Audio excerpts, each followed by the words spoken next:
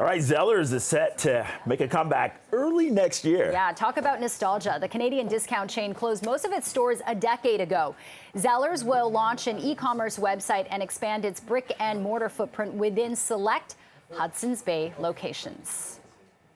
All right, joining us live with more on that is marketing expert and host of Chatter That Matters, Tony Chapman. Good morning. Good morning. All right, so Zellers is coming back. Does that mean that Kudos bars are coming back as well?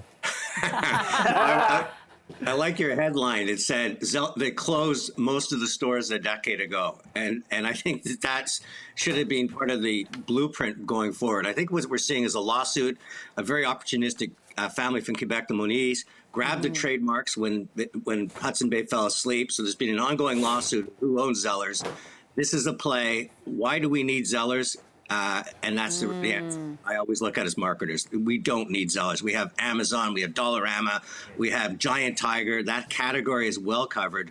So I just think Hudson Bay should focus more on building their brand and trying to get traffic in their stores versus just complicating their offering yet again.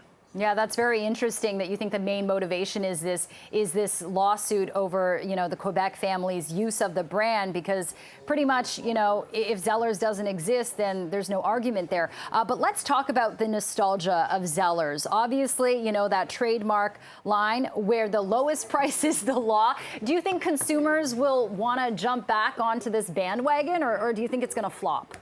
Well, first of all, it's the greatest advertising line in retail, but they had to stop using it because when Walmart showed up, they said, you're actually not the lowest price.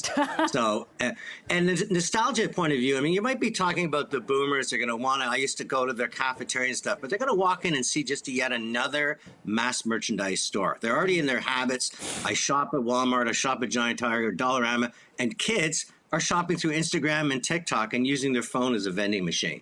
So, nostalgia never plays. It always sounds so good. I mean, we're going to wrap our brand around the Canadiana flag. We're going to make ourselves, remind people what it was like when we had a Canadian retail. Shoppers don't think that way.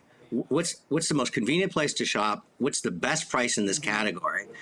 If they went after treasure hunting, maybe like Winners, where you go in and go, oh my God, I nailed a Coach purse for $88. But even that category is done well. So I would just think that I really, from Hudson Bay's point of view, they've been trying to put everything in. They're bringing Mountain Co-op into their department stores. Another act of trying to get traffic, which is the lifeblood of retail. This will not succeed because no one's going to suddenly change their shopping patterns online to go, oh, let's try what Zellers has to offer. So I just think it's a lot of wasted effort. And honestly, you let your trademark lapse. You've been spending years in court trying to get it back. This is just one other statement that says that whoever was on the watch during that time really wasn't on the watch. Okay, very interesting thoughts, Tony. As always, we appreciate your time. Tony Chapman, host of Chatter That Matters podcast and marketing expert. Take care. Thanks, Tony. Thanks very much.